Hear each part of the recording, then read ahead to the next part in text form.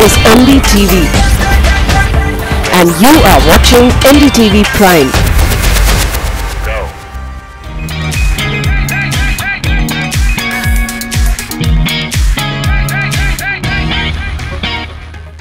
Hi guys and welcome to CNB Bazaar Buzz. I'm Siddharth Vinayak Patankar. We get started as always first with a look at just what we have on today's lineup.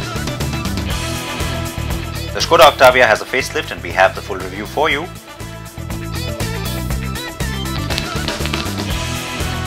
With the monsoon upon most of the country now, we have some tips on how you can be a little bit safe this season.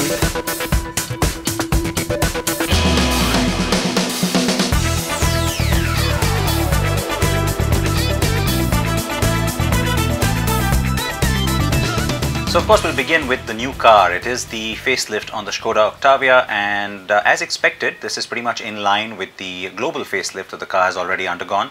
What we are seeing now is a slightly more mature face. It's got a split headlamp unit and there are a few new features on the inside that you'll certainly be interested in. King Shukdatta drove the car.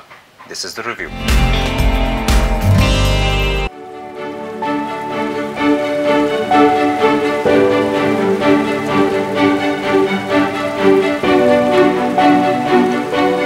The Skoda Octavia has always been a good-looking car. Practical, spacious and also a driver's car.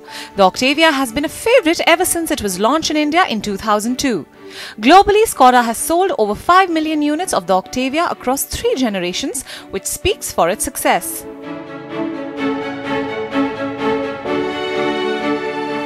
Ever since it was launched in 1996, the Skoda Octavia has always had a cult following amongst the Indian car enthusiasts. With the current generation model in the middle of its life cycle, Skoda has given the Octavia a mild facelift of sorts and also has added rather cool and interesting features as well.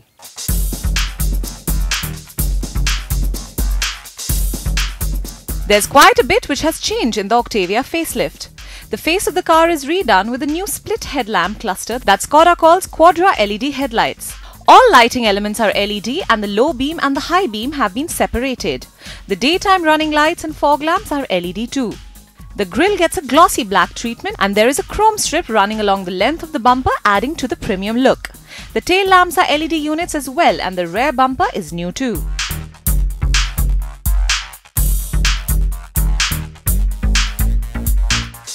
Step into the cabin and the first thing you notice is the new 9-inch touchscreen infotainment system, which gets Android Auto, Apple CarPlay and Mirror Link. In case you prefer to be driven around rather than drive yourself, Skoda has something called the Boss Connect app. With this app, you can control the infotainment system from the rear seat. Then there is a Skoda Park Pilot system as well, which enables the car to maneuver itself out. But it has to be kept in mind that the driver still has to control the throttle and the brakes. Skoda is also offering ambient lighting inside the cabin, having a choice of 10 colors as well.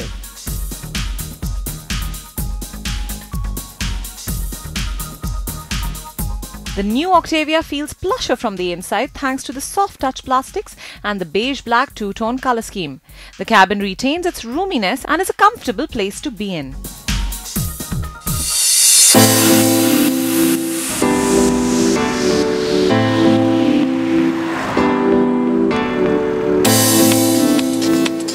Skoda continues to offer the 1.8-litre TSI petrol engine and the 2-litre TDI diesel engine. The one we drove was the ever-popular diesel, and with 141 bhp and 320 Nm of torque under the bonnet, it feels as powerful as it always has. And with an official fuel economy figure of 19.3 km per litre, it is also extremely fuel efficient. The Octavia continues to also get the 6-speed manual or the DSG dual clutch option, and we prefer the latter, especially the 6-speed auto when mated to the diesel engine.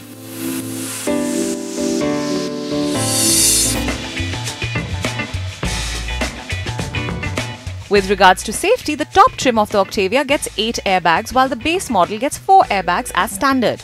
ABS, EBD and traction control are standard as well. The Skoda Octavia always was a good value proposition in its segment, and the facelifted model is no different. With the new features and design, the overall desirability of the car goes up even further. Expect the prices to be slightly higher when the car is launched in mid-July. That is the new Skoda Octavia, and it should be in the market very soon. There could be a little bit of tweaking of prices, of course, as King Shuk has pointed out. Now let's move on to all of your questions and my answers to them. So let's get started. The first question is from Shivam. Hi, I'm planning to buy a gearless scooter and I'm confused between the Yamaha Alpha and the TVS Jupiter. Which one should I go for, or should I go with the Activa 4G? I smile because pretty much everybody slowly ends up back at that Activa. It is the segment benchmark, it's the no-brainer, and you can't go wrong when you buy the Activa. Having said that, I would say that there's a little extra that you get with the Jupiter, and not to borrow the company's tagline, but really it gives you a little bit of a bigger scooter feel, and that's something both the other options don't really have. It also has some nice innovative features like the fuel filling cap, and you certainly won't be disappointed. I think TVS has stepped up the game with this new product, and the updated version also satisfactory. So yeah, the Jupiter. Next up, it's Abhilash, who is wanting to buy a new hatchback under 7 lakh rupees. Please recommend the best car in all aspects in this segment. Well, there are a bunch of them there, and frankly, from a value perspective, the Tata Tiago does pretty well. But when you say all aspects, the car that ticks a lot of boxes for me is the Ford Figo. It's the car that also is good on safety, it's built well, and frankly, good value for money as well. So Ford Figo, can't go wrong. It's a long question next from Ankit. Is confused between the EcoSport or the Duster, and it's more of local traveling and once in a month going on the highway, driving about 500 kilometers one way. The requirements: interior features, comfort and power. The budget is 9.5 lakh rupees, and it's a family of 4 with 2 small kids. So what is the best bet? Well, I'll tell you what. Now, if you think about it from a value perspective and from a daily usage point of view, the EcoSport just does better. It's also better built in many ways. It has better equipment and safety standard as well. So, you know, you can't go wrong with that car. When you talk about highway usage though, the wider track on the Duster does come into play, and it's the slightly sturdier car, if you will. Both cars are pretty well built and both are reasonable value for money. The Duster has crept up on price though of late, and so when you talk about 9.5 lakh rupees, my worry is that on the Duster you don't get too much standard equipment, and which is why I'm going to say the EcoSport is where you should go. Himanshu is planning to upgrade his hatchback and go for a sedan or an SUV for about 2 months now is what he's been thinking about this, and it's a petrol car that he's looking for. The priorities are ABS, EBD, airbags, safety wise, and of course in terms of build quality, the thickness of metal being used by car manufacturers. The budget, 10 lakh rupees, maybe give or take 1 or 2 lakhs here and there. So up to 12 lakh rupees is what I understand from your question, Himanshu. And it's the car we just spoke about. When you talk about upgrading to an SUV in that space, nothing does it better than the Ford EcoSport. Now, you could consider the Maruti Suzuki Vitara Brezza as well, but the EcoSport is slightly better built. And you'll find that it really meets most of those requirements that you have. It is comfortable and it's also easy to drive and park. So once again, the answer would be the EcoSport. Kshitij is confused between the TVS Apache and the Bajaj Avenger Street 20. Comfort is the first priority. Now, the first priority for me though, Kshitij, would be to tell you that both these bikes are different segments. Also, I'm assuming you're talking about the 200, the RTR 200 from TVS, which is the newer, more latest product. If you're looking for something sporty, and I know you said comfort, but if you want that sort of performance and a little bit of that, you know, little bit of street cred that comes with a sports bike, the Apache does definitely a lot more. Now the Avenger is a little more laid back. It's the bike that you want to use for leisure riding as well, though it does well in city traffic on a daily basis. So first decide, is it a cruiser or a sportster that you want? And once you make that decision, I think the answer will be very clear to you. And I'll quickly take one more question. It's Sean who says budget's 5 lakh rupees or under that, and it's an AMT car that Sean's looking for. What should I recommend?